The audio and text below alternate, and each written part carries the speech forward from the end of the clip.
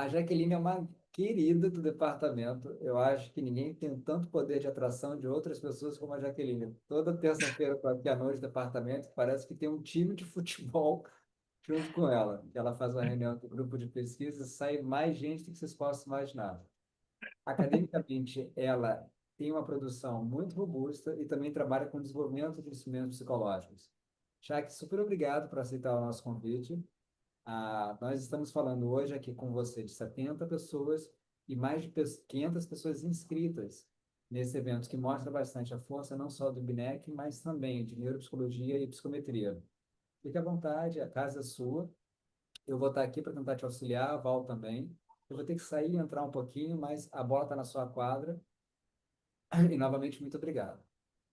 Eu que agradeço o convite, Luiz, né, de estar aqui falando com vocês e por esse evento aí que eu tenho acompanhado desde que eu entrei aqui na PUC, né, e vejo esse interesse maior dos alunos, né, por psicometria e neuropsicologia, que é o que a gente vai falar um pouquinho aqui com a minha apresentação. Vocês estão vendo já minha tela projetada, né? Tudo certo, né? A princípio, tudo certo. Tá bom. Uhum. Então, gente, eu vou me apresentar. Então, eu sou a Jaqueline de Carvalho Rodrigues, sou professora aqui no Departamento de Psicologia aqui da PUC-Rio. E eu tô, pelo meu sotaque, vou falar uns bate aí aqui na apresentação, vocês estão vendo que eu sou gaúcha, né? Estou aqui no Rio de Janeiro desde 2022. E desde que eu ingressei aqui, então, no departamento, eu tenho desenvolvido trabalhos que eu já fazia antes, como inicialmente como iniciação científica, assim como muitos que estão aqui, né, assistindo a gente, né, na graduação, depois no mestrado, no doutorado, sempre estudando. Eu sempre tive interesse em estudar neuropsicologia, mas na neuropsicologia eu sempre vi que tinha essa necessidade da gente ter os instrumentos de medida, né? E até na época, quando eu iniciei isso da neuropsicologia, lá por 2006, não tinha tanto teste que nem a gente tem hoje em dia. Mas mesmo assim, quando eu converso com os meus colegas, né, e com o pessoal que está mais na clínica, sempre falo, eu sinto falta de um teste que avalie funções executivas em crianças. Eu sinto falta de um teste. Então, por mais que tenha testes, a gente sempre sente falta, né, de mais teste. E eu vou falar para vocês, então, aqui, né, na minha aula hoje, sobre um instrumento de avaliação neuropsicolinguística breve, NeupSilin-L. E aí eu vou contar um pouco para vocês a história, né, de construção desse instrumento, alguns estudos, né, de evidências de validade dele, e falar para vocês também sobre como que ele surgiu, né? Ele é um instrumento que ele foi adaptado do Neupsilin, e ele foi adaptado na época que a gente tinha uma demanda para avaliar pacientes com afasia, e aí eu vou falar um pouquinho para vocês sobre as afasias, e aí a partir disso como é que surgiu, né, o Neupsilin L, tá? E o que que a gente já fez de estudos psicométricos com ele, o que que a gente pretende fazer ainda de estudos futuros e convidar, né, vocês para participar da pesquisa e ajudar aí na nossa divulgação, tá? Então, a gente sabe que a avaliação neuropsicológica é essa área aí da neuropsicologia que ajuda a investigar, né, tanto as dificuldades quanto habilidades, né, de pacientes ou com lesões neurológicas, ou com transtornos psiquiátricos, ou do neurodesenvolvimento, e faz essa análise, né, das funções, né, das habilidades, relacionando esses resultados, né, dessas avaliações, relacionando, então, com a vida dos pacientes, né? E a avaliação, ela tem contribuído, ela está, né, cada vez mais crescente aqui no Brasil, para diversos contextos, então, para os diagnósticos, para fazer diagnóstico diferencial, né, para fazer acompanhamento longitudinal, né, reavaliar os pacientes, e também propor estratégias de reabilitação, né? Quando a gente vai selecionar os instrumentos, vocês podem ver que os instrumentos eles são divididos mais ou menos por algumas categorias, né?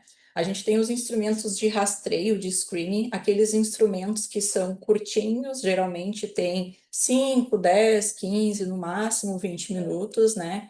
Que são para fazer aquele primeiro apanhado das funções, né, cognitivas ali do nosso paciente. Por exemplo, o mini exame do estado mental, ele tem essa proposta, né? Ele foi criado lá nos anos 70 para ser um screening lá para os médicos, inicialmente identificar quem tinha uma suspeita de demência, por exemplo, né? Então, eles são esses instrumentos geralmente simples, eles têm baixo custo, porque eles são mais curtinhos e eles são de rápida aplicação, né? Depois dos screens, a gente tem os instrumentos breves, que são o quê? Eles são mais expandidos em relação a esses screenings, eles avaliam diversas funções, né, neuropsicológicas, e eles demandam um pouquinho mais de tempo de aplicação, mas também eles têm relativamente um baixo custo, né? E também a gente tem, que é o que o NeopSilink eu vou mostrar para vocês. E tem também as baterias. As baterias é, por exemplo, a escala Wechsler, por exemplo, os testes de inteligência, né? O VISC, o VAIS, a gente considera uma bateria de inteligência, porque tem várias tarefas para fazer, e ela vai te dar um construto único, né? Que é a inteligência.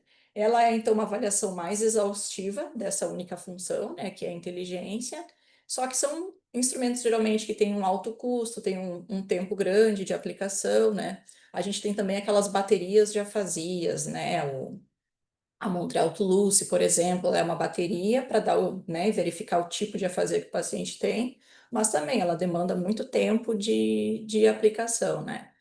O Neopsilin, que eu vou falar para vocês, ele se encaixa aqui entre os instrumentos breves, tá? Ele tem um pouquinho mais de funções neuropsicológicas e um pouco mais de itens do que os instrumentos de rastreio, como o Minimental, né? Mas ela não aprofunda nenhuma função como uma bateria em específico, tá?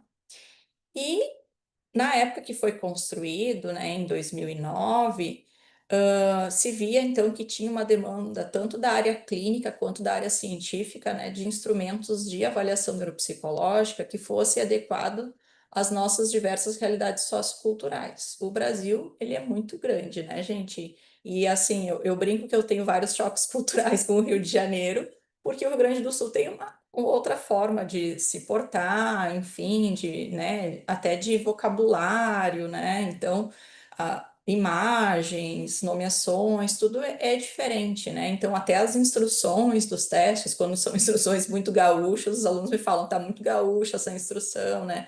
Então, a gente vê que a gente tem essa necessidade de adaptar os instrumentos para que contemple essa nossa diversidade, né? E na época né, que foi desenvolvido lá o Neopsilin, a gente tinha a tradução de instrumentos internacionais, que eu até brincava que era um contrabando de testes neuropsicológicos. Alguém foi num congresso no exterior, viu um instrumento, e aí ele trouxe aquela versão em inglês, alguém traduziu, e aí todo mundo usava aquilo no consultório, né? E aí se usava a cópia das tabelas de um manual, enfim, né? Então, se tinha várias versões do mesmo instrumento, é só vocês verem quantas versões tem do mini exame de estado mental na literatura, né? Tem mais de 50 versões em função dessas traduções caseiras que vão sendo feitas, né? Só que isso prejudica a questão de todas as evidências de validade de como é que a gente vai identificar se o nosso paciente realmente está com algum déficit, né? Também na neuropsicologia, tem muita tarefa, né, neuropsicológica que se faz, né? E aí, nessas tarefas, às vezes a gente fica também sem parâmetros de padronização mesmo. Como que eu vou identificar se aquele desempenho naquela tarefa é bom ou é ruim, né? Tá dentro do esperado ou não, né? E a gente vê que muitos instrumentos também estrangeiros, às vezes eles não são suficientes para a nossa realidade, né? E aí a gente vê, tem esse crescente de dentro do Brasil, a gente ficar desenvolvendo os nossos instrumentos, né? Então, por toda essa demanda, essa preocupação que a gente tem com a adequação sociocultural. Então, o Neopsilink foi desenvolvido em 2009, essa aqui é a capinha dele, né? Ele é atualmente vendido pela editora Vetor. Então, as autoras, as professoras Rochelle, Jerusa e Maria Alice, né? Elas trabalhavam, a Maria Alice era a orientadora da Rochelle e da Jerusa na época, e elas tiveram essa ideia, né, numa supervisão de desenvolver um instrumento de rastreio para ser usado, na verdade, inicialmente em pesquisa, e depois elas viram que poderiam, né, expandir para que os clínicos também usassem esse instrumento, porque também a gente tinha essa necessidade de usar os instrumentos para o nosso contexto lá que a gente avaliava pacientes do ambulatório do hospital, né? Então, ele foi um instrumento destinado, na época, para avaliar populações neurológicas. Então, ele é um instrumento fácil para quem não tem nenhuma lesão cerebral, nenhum déficit cognitivo pós-lesão, tá? Ele foi proposto para né, para esse contexto, tá? E ele foi desenvolvido com todo um estudo sobre os critérios psicométricos, psicolinguísticos, né? A professora Maria Alice e a professora Jerusa são fonoaudiólogas, né? A professora Rochelle é fonoaudióloga e psicóloga. Então, elas tinham todo um cuidado também na construção dos estímulos verbais, justamente por isso. Será que todas essas palavras que vai estar nesse instrumento vão ser compreensíveis por todo, né, o Brasil, por todo o território nacional? E ele foi, então, desenvolvido para ser aplicado desde adolescentes dos 12 anos até idoso de 98, 90 anos de idade. E ele foi dividido por grupos de escolaridade, conforme se vê que tem diferenças, por exemplo, em tarefas de linguagem, de memória, né? A avaliação ela demora em torno de 35 minutos e avalia 8 funções principais divididas em 32 tarefas, tá?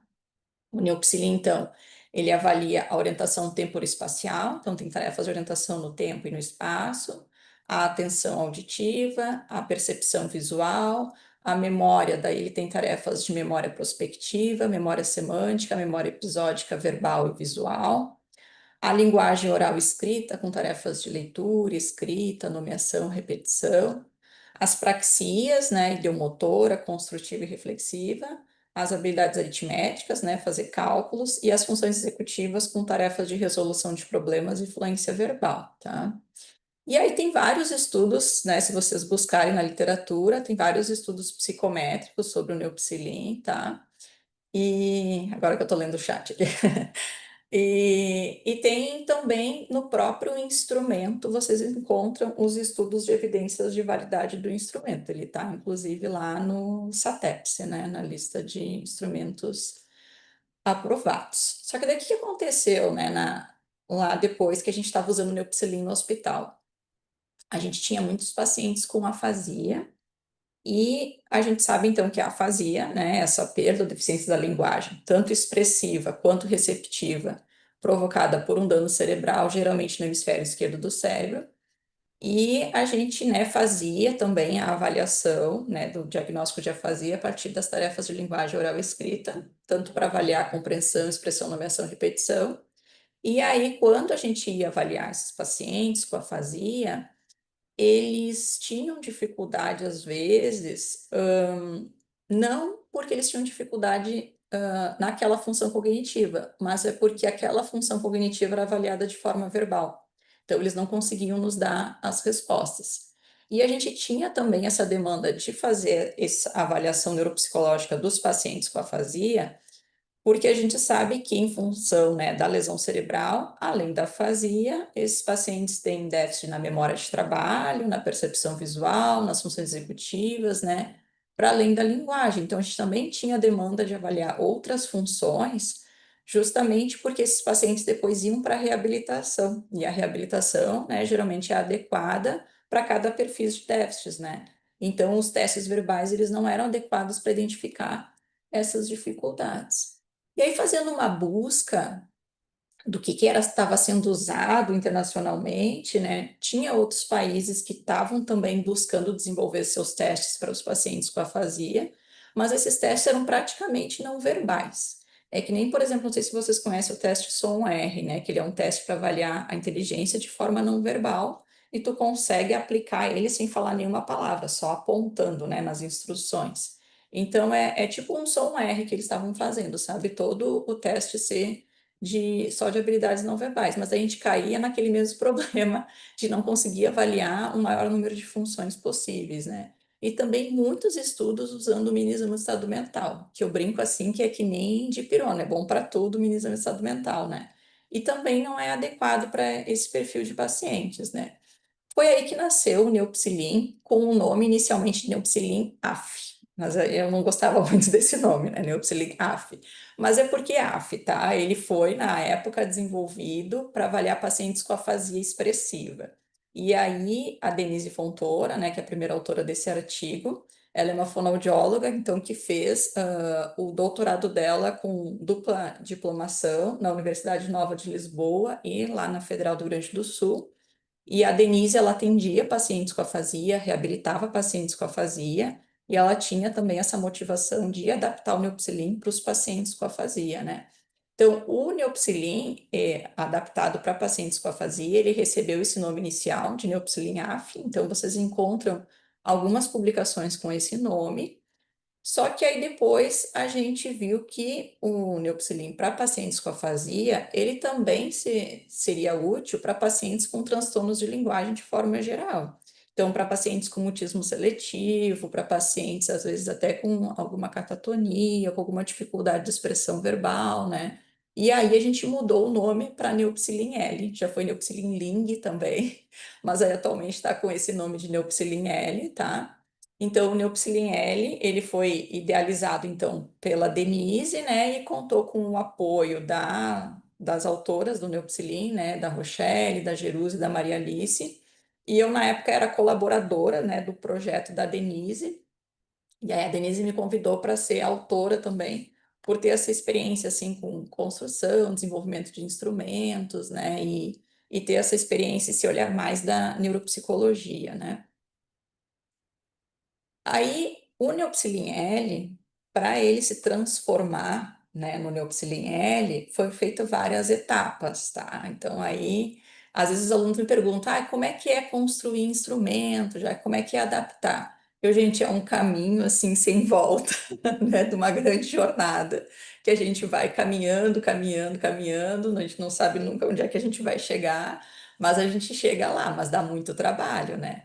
Então, a primeira nossa etapa que a gente fez foi fazer essa revisão da literatura para ver o que tinha, né, de instrumentos e também o que eles faziam para adaptar para os pacientes com afasia responder o teste.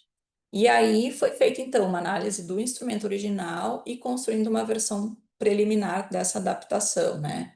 Essa primeira versão preliminar, então, a gente passou para juízes especialistas que eram pessoas que tinham conhecimento da área da saúde, que tinham conhecimento de afasia, tá? Mas aí a gente fez algumas mudanças e depois passamos para juízes que tinham conhecimento de avaliação neuropsicológica, porque a gente achou que precisava ter diferentes especialidades para ter diferentes olhares para o instrumento. Para depois, sim, a gente fazer um estudo piloto, e aí a gente fez o estudo piloto em pacientes com afasia, para a gente ver como seria a aplicação com eles, e aí, a partir desse estudo piloto, a gente fez uma versão final, que foi o que a gente estudou as propriedades psicométricas e que a gente continua ainda estudando hoje, tá? Então, o Neopsilin, ele foi, né, adaptado, né, o Neopsilin L, vou chamar só de Neopsilin L para ficar mais fácil, tá? O Neopsilin L, então, a gente organizou os subtestes em 4 blocos, tá? Então, o primeiro bloco eram os subtestes que foram inalterados, que a gente achava que não tinha por que a gente modificar em função das funções que ele avaliava. Então, as tarefas, por exemplo, de linguagem oral, a gente justamente precisa ver, né, a linguagem oral do paciente, a linguagem automática, não tem como adaptar essa tarefa, não faz sentido. Então, a gente manteve igual. A tarefa de contagem inversa também não tinha como adaptar ela, né? Ela precisava ser dessa forma. E as tarefas de percepção visual, não fazia sentido também fazer qualquer adaptação para paciente com afasia, né? Também a gente não modificou as tarefas de memória verbal episódica, que são com listas de palavras. A gente até queria modificar, mas aí uma das pesquisadoras falou: não, mas se a gente modificar, a gente não vai estar mais avaliando memória verbal, a gente vai estar avaliando a memória visual. E mesmo com afasia, os pacientes conseguem falar algumas palavras, né? Então é melhor a gente manter. A memória visual de curto prazo, né? Porque é visual, e todas as tarefas de linguagem oral a gente não modificou. A única modificação que a gente fez foi na tarefa de nomeação, que tinha dava uma cacofonia nos pacientes ou uma perseveração, porque antes a pessoa tinha que nomear uma caneta e uma escada, e esse K no piloto foi um problema. Daí a gente mudou essas imagens, tá? Mas foi só a única modificação, as outras continuam a mesma. As tarefas também de linguagem escrita não modificamos, porque, né, na fase a gente precisa avaliar a linguagem igual, e as de praxias, que são movimentos motores, né? Teve algumas tarefas que a gente modificou só a forma de pedir a resposta para o participante. Então, a de memória prospectiva, antes a pessoa, no Neopsilin, tem que escrever o nome dela no final do teste, né? No Neopsilin L, ela tem que fazer um risco no final do teste. A gente quis facilitar isso para aqueles pacientes que perdem a habilidade de escrever. E nas habilidades aritméticas, como a gente quer ver a habilidade de fazer cálculo e não só expressar os números, a gente adaptou para mostrar os números quando a pessoa precisa de suporte, né? Já algumas tarefas a gente teve que mudar aí a forma de obter a resposta. Só que aí a gente manteve a resposta original e colocamos também a opção da pessoa poder apontar a sua resposta, que é o grande diferencial do Neopsilin, né? Então, na orientação temporoespacial, o participante ele diz, né, o dia da semana, o dia do mês, o mesmo ano, o local, a cidade, estado, país, e depois ele tem a opção de apontar quando ele não consegue falar. Então a gente sempre estimula a resposta verbal inicialmente. Caso não venha a resposta verbal, ele tem a opção de sinalizar, tá? Em atenção, a gente também modificou para, em vez da pessoa, na primeira parte, a pessoa fala números, a sequência dos dígitos, e aí depois ela passa por uma opção de apontar para esses dígitos, tá? E na memória semântica de longo prazo também, a gente faz perguntas para ela de conhecimentos gerais, primeiro a gente espera as respostas espontâneas e depois a gente dá alternativas que ela tem que apontar. No processamento de inferências também, ela tem a opção de falar as respostas e depois apontar, e na resolução de problemas também. Então, não mudamos o teste em si, né? Então, aqui tem um exemplo, tá? A gente pergunta para a pessoa, que dia da semana é hoje? Aí ela tem que falar, né, que hoje é quinta-feira.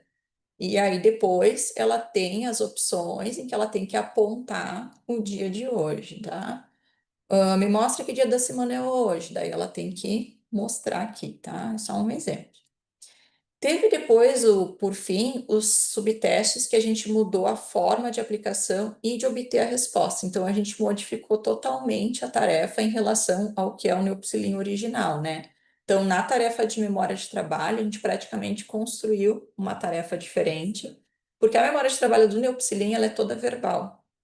E aí, do Neopsilin L, ela tem a opção de ser visual.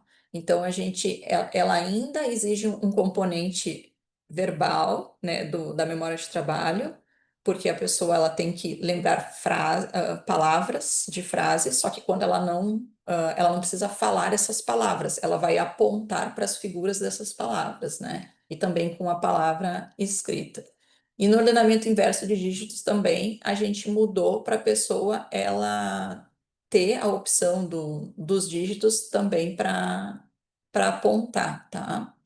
E na fluência verbal, a gente mudou para aumentar o tempo, né, da tarefa de fluência verbal, em vez de ser 1 minuto, ser 2, porque os pacientes com afasia, eles têm uma lentidão na velocidade do processamento. Então, às vezes, 1 minuto ele só falou uma palavra. E aí a gente achava que não era suficiente para avaliar os pacientes com afasia, então a gente aumentou para 2 minutos. E assim também a gente acrescentou uma tarefa de fluência verbal semântica, que aí a pessoa tem que falar o maior número de animais também durante 2 minutos. A gente aumentou o tempo, tá? E aí também a gente foi vendo que as instruções elas precisavam ser mais adequadas, porque quando a gente vai conversar com o paciente com afasia, até para fazer uma avaliação neuropsicológica na afasia, a gente precisa dar instruções mais curtas, mais objetivas, né? E aí a gente fez algumas adequações nas instruções para ser mais frases mais curtas, tá? E também a gente cuidou para verificar as interferências e os distratores dos estímulos que a gente estava apresentando. Então, que nem eu falei para vocês, a gente viu que falar caneta, depois escada, a pessoa perseverava em caneta e não saía a palavra escada, né? Então, a gente fez essa adequação nos estímulos. E também, quando a gente tinha distratores, né, a gente sempre botava um distrator semântico, um distrator fonológico, outro não relacionado. A gente teve todo um cuidado para botar os tipos de estímulos ali para os participantes, né? E também a gente modificou um pouco a ordem das tarefas. A gente inicia por uma tarefa de linguagem automática, porque linguagem automática ela é mais fácil para o paciente com afasia, e depois a gente colocou as outras tarefas daí na ordem, mais ou menos como está o instrumento original, né? Então a gente foi fazendo todas essas adaptações. E aí aqui, só para mostrar para vocês que a gente teve o apoio, então, de muitos juízes, né? Na primeira etapa, 13 juízes nos ajudaram a fazer essa adequação do instrumento, e depois passamos para mais 9 juízes, né? Depois a gente adequar para tanto profissionais quanto estudantes de graduação, mas que tinham conhecimento já do instrumento anterior, para poder fazer essas adequações todas, né? E o estudo piloto, ele foi feito tanto com adultos saudáveis quanto com adultos com afasia de expressão, porque a gente queria ter os dois parâmetros, né, de resultado, né? Que é o Neupsilin Linguagem, tá? Tem como o Neupsilin mesmo, ele tem um livro de estímulos, né? Com as figuras e com essas opções que a pessoa aponta, tem um manual de instruções, ele vai ter uma folhinha de aplicação e de correção. Em média, se demora 30 minutos, às vezes mais, às vezes menos, né? E ele não é, a princípio, não é para ser um instrumento restrito a psicólogo, o próprio Neupsilin não é, né? Ele é permitido por psicólogo e fonoaudiólogo. E o Neupsilin Linguagem também, ele vai ser, né? Ele vai passar também pelo SATEPSE, e a ideia é que ele seja usado por psicólogos e fonoaudiólogos, porque a gente entende que, na verdade, para usar um instrumento tem que ter conhecimentos de neuropsicologia. Não precisa ser especialista, mas ter conhecimentos de avaliação neuropsicológica, ter feito estágios na área, e ajuda também a ter conhecimentos de afasia, né? E a faixa etária dele é muito semelhante à do Neupsilin original, de 12 a 86 anos, tá? E aí vou contar para vocês um pouco do que foi feito já de estudo psicométrico com ele. Esses estudos, a princípio, estão publicados em revistas abertas. Se vocês digitarem aí no Google, né, vem os artigos aí para vocês. Inicialmente, a gente fez um estudo pequeno, porque a gente tinha muita dificuldade em função dos nossos critérios de inclusão, porque a gente queria pacientes com afasia predominantemente expressiva. E aí a gente tinha um pouco de dificuldade de conseguir os pacientes com critérios de não ter outras doenças. Quem faz pesquisa aí sabe, né, gente? A nossa dificuldade que é conseguir os participantes com os nossos critérios de inclusão. Então, a gente quis fazer um primeiro estudo, né, com uma amostra, né, de 30 participantes, eram 14 adultos que sofreram AVC no hemisfério esquerdo e 16 adultos saudáveis, e a gente fez um pareamento, né, da idade, do sexo e da escolaridade. Então, o grupo controle, não tinha diferenças entre os grupos na idade, no sexo, na escolaridade, que eram variáveis que a gente pensou que poderiam estar influenciando, né, a partir do que a gente tem de relato na literatura, tá? E aí, os pacientes, eles tinham todos afasia predominantemente expressiva, que é a afasia transcortical motora e a afasia de Broca, tá? Eles tinham todos lesão só no hemisfério esquerdo, em regiões principalmente do lobo frontal e temporal, tá? A maioria por AVC isquêmico. E aí a gente tinha pacientes agudos com 1 mês pós-AVC, até pacientes mais crônicos com mais de 2 anos de AVC, né? E pacientes também com diferentes idades, mas vocês veem que aqui a maioria eram idosos, né? Tá? E aí, o que a gente encontrou? Só com essa amostra pequena já deu para ver duas coisas bem importantes, né? Uma delas é que a gente conseguiu ver que deu para diferenciar os pacientes, né, do grupo controle, e a gente viu então que os pacientes, de forma geral, eles tinham um desempenho pior no Neupsilin linguagem, né? E deu para ter uma diferença aqui na tarefa de orientação no tempo e no espaço, mas a gente não viu diferença quando era orientação no tempo e no espaço por resposta motora.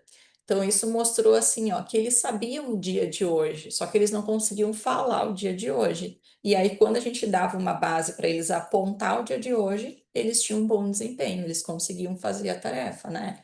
Então, isso mostra que ter essa estratégia de outra opção de resposta, ela foi importante, né? Também a gente não viu diferença na tarefa de percepção, mas assim, a gente está trabalhando com pacientes, né, com afasia, então a gente não esperava realmente, né, ter diferenças nas tarefas de percepção visual. Opa, estou voltando. E a gente identificou também que os pacientes, de forma geral, que se vocês olharem os valores dos P's, né, se a gente for fazer um resumão aqui, a gente tem mais os pacientes, então, eles tiveram pior desempenho nas tarefas de memória, memória de trabalho, memória episódica verbal, na memória semântica de longo prazo. Não teve diferença aqui só quando era a resposta motora, como eu falei para vocês, né, a resposta motora a gente via que as pessoas, o problema não era a função cognitiva, mas era a linguagem em si, né? E, obviamente, né, nas tarefas de linguagem, os pacientes com afasia tinham maior dificuldade, né?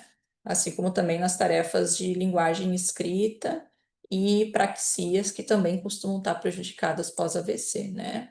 Então, a gente viu nesse primeiro estudo piloto é que foi possível identificar funções preservadas e deficitárias nos adultos pós-AVC com afasia, e encontrar essas diferenças, né, já é aqueles princípios que a gente vê de que isso é importante para a área clínica, são as evidências de validade de critério, né, que é realmente os resultados do teste te mostrar que tem diferença quando tu aplica ele numa pessoa que tem aquela dificuldade cognitiva de alguém que não tem e que no caso aqui, né, estava sendo perpassada pela afasia, né?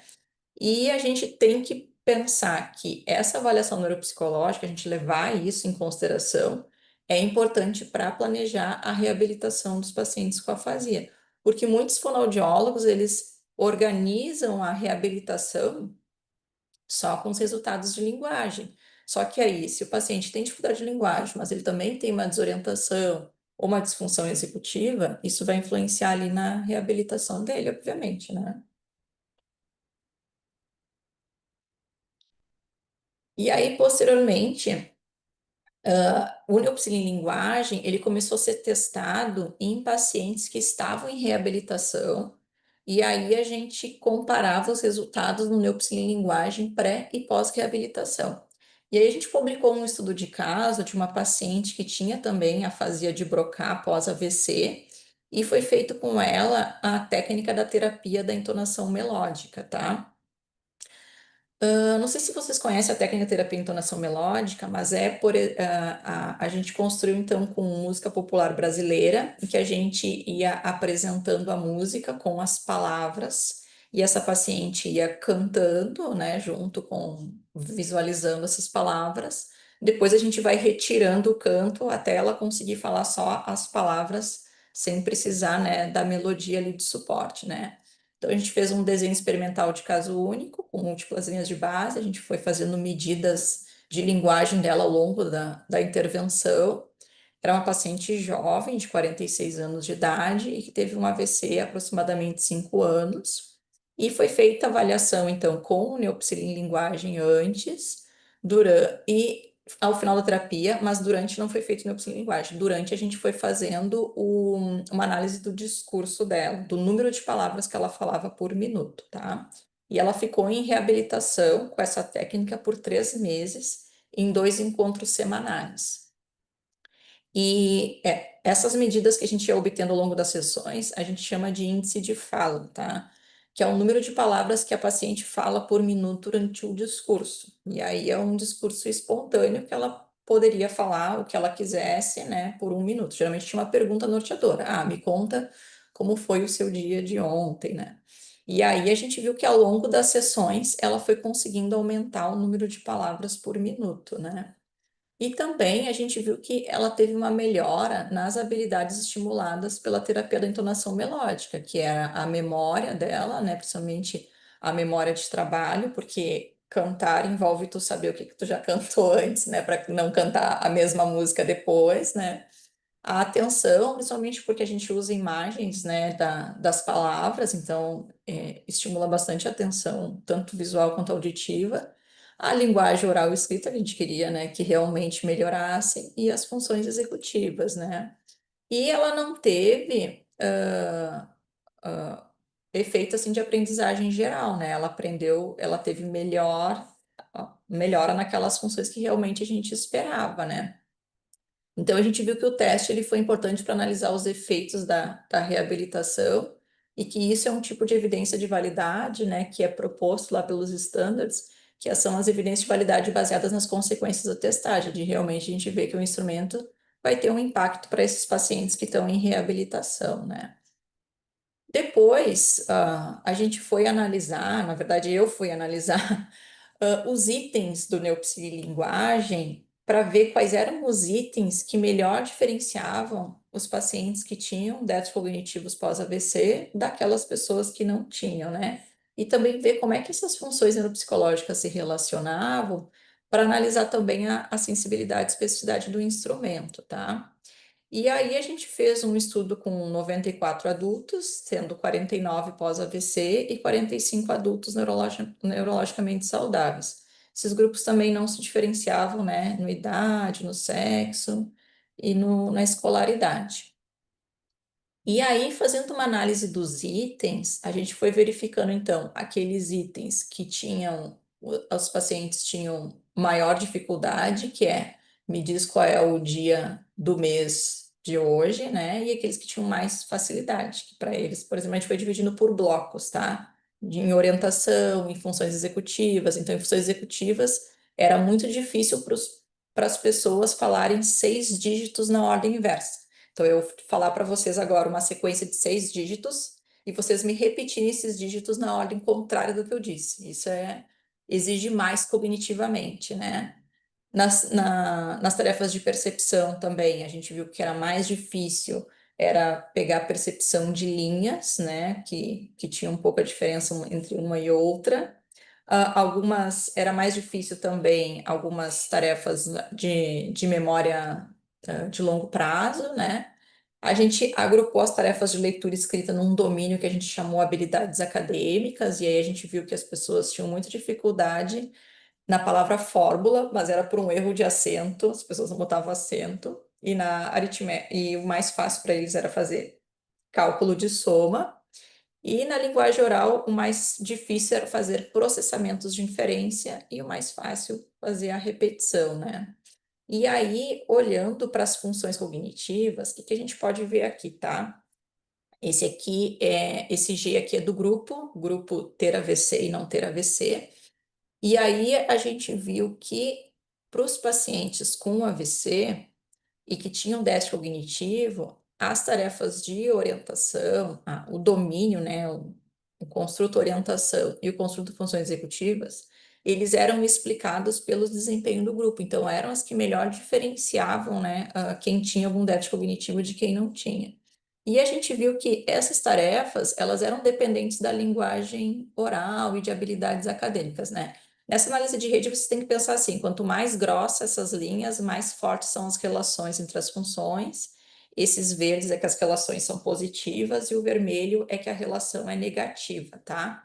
Então, aqui a gente vê que tem uma forte relação entre as funções de linguagem oral, com habilidades acadêmicas, funções executivas e orientação, né? A percepção visual, vocês viram que ela está mais distante aqui na rede, né? Então, a gente viu que se a gente fosse construir um teste mais curto do Neupsilin, tem que ter no mínimo tarefas de orientação e de funções executivas, né? E essa função executivas, ela é preditora aqui de leitura, né, de escrita e aritmética, que são as habilidades acadêmicas, né, que também são importantes de serem avaliadas nos pacientes com AVC. A gente viu adequados índices, né, de sensibilidade, especificidade, só que a gente viu que as tarefas de percepção, elas não estavam adequadas para diferenciar os pacientes, né, dos controles. Então, talvez as tarefas de percepção, elas são tarefas mais fáceis, né, que têm efeito teto. E depois a gente até discutiu isso, assim, que para ter déficit nessas tarefas onde eu preciso em percepção, tu tem que ter uma negligência, algo muito grave, assim, para ser identificado pela testagem, né? E então, né, a partir desses resultados, a gente vê que o Neupsilin ele apresenta evidências de validade de critério, ele consegue, né, diferenciar quem tem e quem não tem déficit cognitivo, né? E a gente, claro que a gente analisou só funções comprometidas pós-AVC, seria importante analisar com outras populações neurológicas, mas foi importante a gente ver o quanto que essas funções realmente elas estão interrelacionadas, né? Quanto que linguagem é dependente, né, principalmente de atenção, de memória e de funções executivas. Então, isso deve ser considerado na avaliação dos pacientes com afasia, né? Um dos últimos estudos que a gente publicou de propriedades psicométricas do Neupsilin L, E a gente já comparou aí os pacientes com AVC no hemisfério esquerdo e com lesão no hemisfério direito, tá? Para além de comparar ter AVC e não ter AVC, e também a gente dividiu os grupos em com e sem afasia de expressão. E também ampliamos um pouquinho a análise, né, psicométrica, analisando a consistência interna e a fidedignidade do instrumento. Também a gente usou uma amostra parecida com aquela do estudo anterior, né? E aí a gente viu de forma geral que o grupo com lesão no hemisfério esquerdo, que é esse aqui, tá?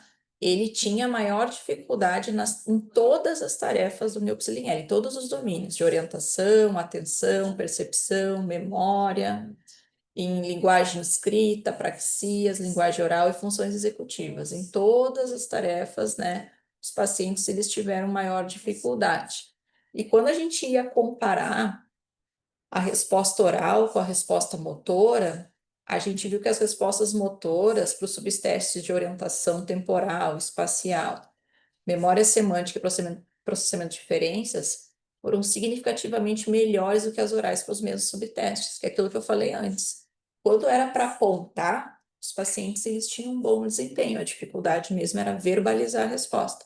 Então, não é que eles tinham déficit em processamento de inferências, a dificuldade deles, né, era de verbalizar a resposta medida pelo teste. Então, isso mostra, né, que o Neuxin-L, ele permite que o paciente possa responder ao subteste sem que os prejuízos de linguagem expressiva ou oral interfiram no score deles. E isso também é uma evidência de validade baseada no processo de resposta, né? Nas nossas análises também a gente encontrou adequada consistência interna, né? A gente separou pela análise dos grupos de saudáveis, né? Embora a gente tenha encontrado algumas correlações mais fracas no grupo de saudáveis, que a gente achou que foi mais porque os saudáveis geralmente vão bem em todas as tarefas, então acaba tendo um efeito teto que influencia na força de correlação, mas já no grupo com AVC a gente já encontrou algumas correlações mais fortes, né? Também a gente encontrou um adequado nível, né, de alfa de cromba, né, tanto para o grupo clínico quanto para o grupo com AVC. E também a gente viu que tem uma elevada consistência interna, então, dos resultados, né, desse instrumento, né. Então, em síntese, né, o Neuxin-L tem se mostrado útil na avaliação neuropsicológica de adultos com dificuldade de linguagem expressiva, principalmente com afasia, que foi o que a gente vem testando ao longo dos anos, né. Os resultados do teste indicam que ele apresenta evidências de validade, tanto baseado na relação com medidas externas, então a gente viu relação com idade, escolaridade, grupos contrastantes, né, ter afasia e não ter afasia, também baseada no processo de resposta, apontar ou não apontar, né, e uma adequada confiabilidade, né? O que a gente está fazendo? A gente está ampliando as propriedades psicométricas, então a gente está fazendo agora estudos com amostra um pouquinho maior, e estamos fazendo também já, paralelamente, as normas por idade e por escolaridade. Então, a gente tem esse projeto aqui na PUC-Rio, em parceria com o Rio Grande do Sul e São Paulo. Então, a gente está coletando, né, dados de pessoas nesses diferentes estados para poder, então, fornecer parâmetros para os clínicos depois identificarem quem tem e quem não tem déficit neuropsicológico, né? E aí, aqui as minhas referências. E aí eu queria agradecer, né, pela atenção de vocês e precisaria, né, de aproveitar esse espaço para ajudar a pedir participantes para o nosso Neuxin-L, né? A gente está naquela fase final de terminar, né, as normas, as análises, né, dos grupos. E aí estamos precisando de participantes, principalmente idosos e adolescentes, para terminar, então, essa normatização que vocês viram que é uma saga, um trabalho de muitos anos, muita gente envolvida, né, muita equipe. E aqui no meu laboratório, que é o Labins, que o Luiz falou, ele fica contando quantas pessoas tem no meu laboratório. A gente, né, está envolvido com esse projeto aí, fazendo coletas, né, fazendo alguns trabalhos que a gente apresenta ao longo, né, dos congressos aí de neuropsicologia. E aí peço a ajuda de vocês aí para divulgar, para participar, para se, né, se candidatar aí a responder o teste para nós, tá bem? Muito obrigada.